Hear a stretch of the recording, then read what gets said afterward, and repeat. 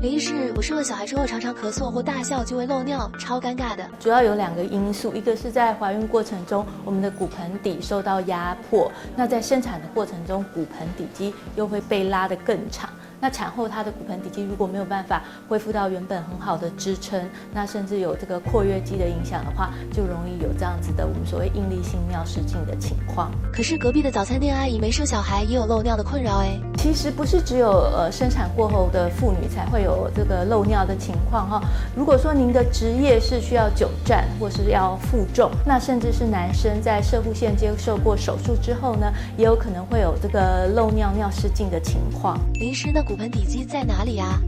骨盆底肌的位置我这边刚好有一个骨盆的模型那从正面看骨盆是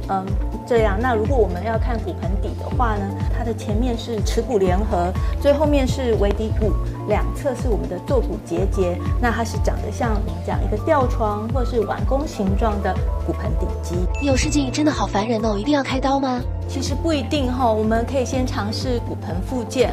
可以改善骨盆底肌的力气，还有它的延展性。林医师，你为什么想专攻骨盆复健领域？我自己是2个孩子的妈妈那在很多年以前生产完之后呢，就有产后尿失禁的问题。在得知国外有这个骨盆复健的专业之后呢，我就毅然决然的出国去学习，把我自己